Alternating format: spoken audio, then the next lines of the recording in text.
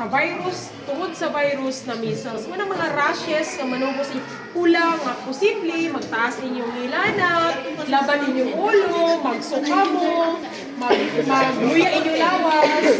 Kaya tungod sa virus na posible makapatay. Okay?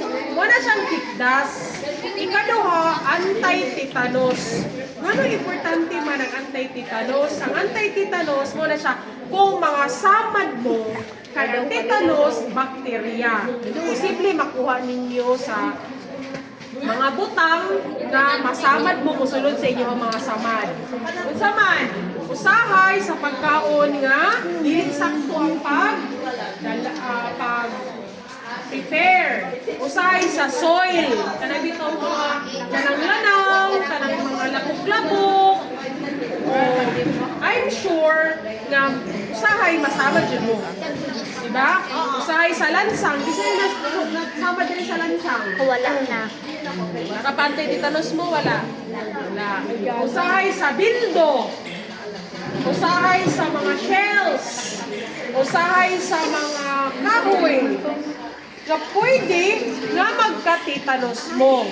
Bumitaw, last week, nainihato dito sa center. Kabulo ba mo na nanggahi na ang bata? May gani, kaya nasama na ito siya, nasamad siya o ganang lansang, wala na yung nag-iyon sa mama. So last day, nihato dito sa Super Health, tama ra nga nang-inject me, kay pag-inject sa iya sa anti-tetanus, murag na ulian siya, kaya nanggahi naman siya.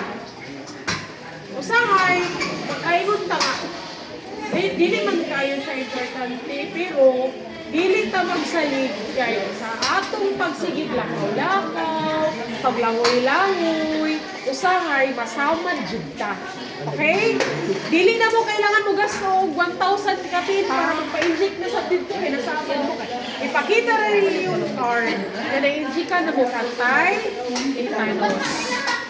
Palit ko mo sa anti-tetanus tag 1,000 sa kapit. So gigastuhan man mo sa gobyerno, i-grab ninyo ang opportunity kaysa mo gasto mo, paano ka mo pinatungan, kay nasamad mo, paano ka mo Soriano, kay gititdas mo, gasto pagpila ka 1,000. Pero ang gobyerno nag-allocate billions of money para sa grade 1, grade 7, and grade 4 para sa anti-cervical cancer. Okay? Kamu ba tanan magpa-inject? Asa ang duha?